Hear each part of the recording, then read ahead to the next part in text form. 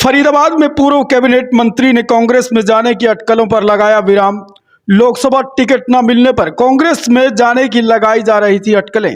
Press conference करके कांग्रेस में जाने की सभी अटकलों को खारिज कर दिया गया है। विपुल गोयल ने कहा कि बिना बुनियाद के सोशल मीडिया पर चल रही थी खबरें। टिकट मांगने का पार्टी में सभी को अधिकार है। विपुल गोयल अपने आवास पर पत्रकार वार्ता कर रहे थे। पत्रकारों से बातचीत में उन्होंने कहा कि उन्होंने भी टिकट मांगी थी लोकसभा की, लेकिन पार्टी के फैसले से वह संतुष्ट हैं, पार्टी के साथ हैं।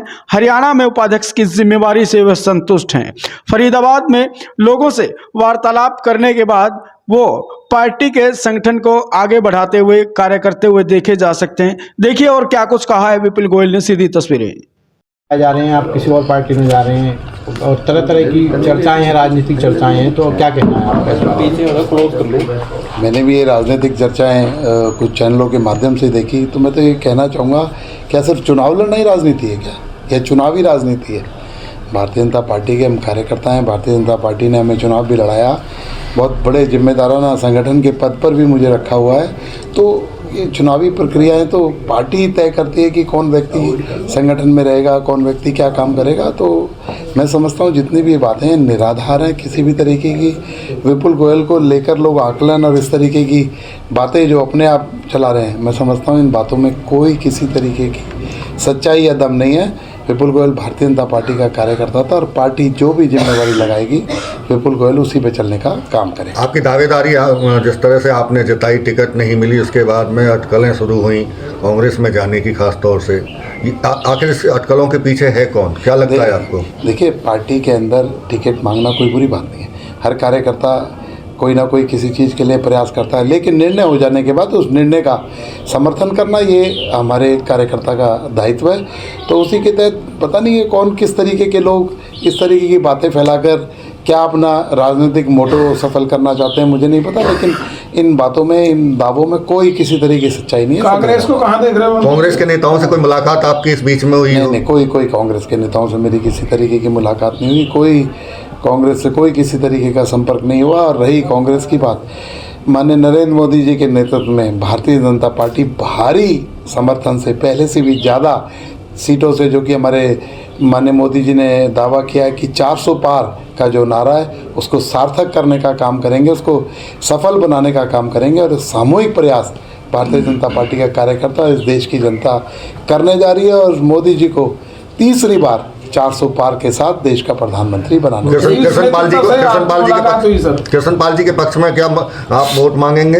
मैंने कहा प्रचार करेंगे माननीय नरेंद्र मोदी जी को तीसरी बार देश का प्रधानमंत्री बनाने के लिए और 400 पार ले जाने के लिए हर कार्यकर्ता, हर व्यक्ति उसका समर्थन करेगा। जिस व्यक्ति को कमल के फूल का टिकट मिला है, कमल का फूल जिसके पास है, उसके लिए सभी लोग काम करेंगे और मोदी जी को 400 पार का जो नारा है उनका, उसको सार्थक बनाने के लिए काम करें। कृष्णपाल जी को बधाई आपकी तरफ से दी गई या उनसे, उन्होंने मुलाकात आपसे? मैंने कहा ना कि जो भारतीय जनता पार्टी का कार्यकर्ता है, बधाई का सिलसिला, बधाई तो रेगुलर है ही है। बधाई जब उन्हें टिकट मिली है वो इस क्षेत्र का प्रतिनिधित्व करेंगे और सभी कार्यकर्ता उनका समर्थन करेंगे और उन्हें जिताने का। जनता से क्या अपील है आपकी? मेरी जनता से अपील है, मोदी जी को 400 पार का जो नारा दिया है उसे बनाया। और मोदी जी ने इतने बड़े बड़े गिफ्ट दिए हैं, जनता ने मन बना रखा है कि राम मंदिर की बात हो, 370 की बात हो, ट्रिपल तलाक की बात हो, CAA की बात हो, सब पे जनता के दिल की बात पूरी करने का काम मोदी जी ने किया है और सब लोगों को लाभान्वित करने का, मैक्सिमम लोगों को लाभान्वित करने का काम किया है। तो सब लोग इस बात के लिए सहमत हैं कि तीसरी बार फिर से मोदी से। हरियाणा में मनोहर लाल खट्टर प्रधानमंत्री मोदी की गारंटी थे, एक दिन पहले पीठ थपथपाई, दूसरे दिन बदल दिया, क्या कहेंगे? मैंने फिर कहा ना, ये शीर्ष नेतृत्व का काम है। किस व्यक्ति को क्या दायित्व दिया जाए, किस व्यक्ति की जिम्मेदारी कहाँ लगा दी जाए, कोई कार्यकर्ता डिसाइड नहीं करता या शीर्ष नेतृत्व डिसाइड करता है। मनोहर लाल जी को लोकसभा का चुनाव लड़ाया जा रहा है। मनोहर लाल जी को ने 10 साल सफल अपना कार्यकाल हरियाणा के अंदर पूरा किया और बहुत हरियाणा को बहुत आगे ले जाने का काम किया, पर्ची खर्ची बंद करने का काम किया। और मैं तो कहता हूं कि जो हरियाणा के अंदर आज तक भूतो न भविष्यति जो काम नहीं हुए उनको सार्थक करने का काम, उसको करने का काम माने मनोहर लाल। मंत्री जी, ये बदलाव का क्या संदेश समझे?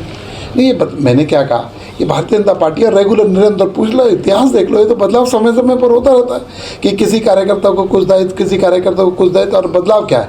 आज माननीय मनोहर जी मुख्य भूमिका के अंदर हैं, लोकसभा का नेतृत्व करेंगे, विधानसभा का करनाल से करते रहे हैं, और बहुत बड़ी किसी जिम्मेवारी पर मुझे लगता है आगे उनके लिए पार्टी ने पंजाबी चेहरा थे मनोहर जी, क्या लगता नहीं पंजाबी नाराज होंगे वोट बैंक? पंजाबी क्यों नाराज होंगे भी? मनोहर जी कहीं चले गए क्या?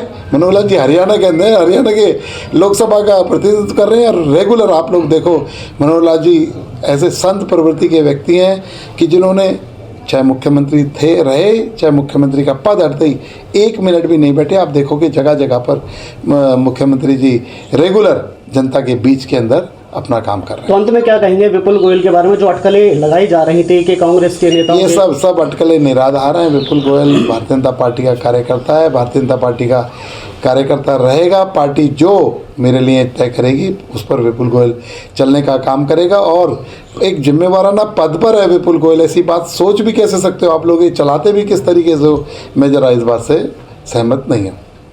ठीक है।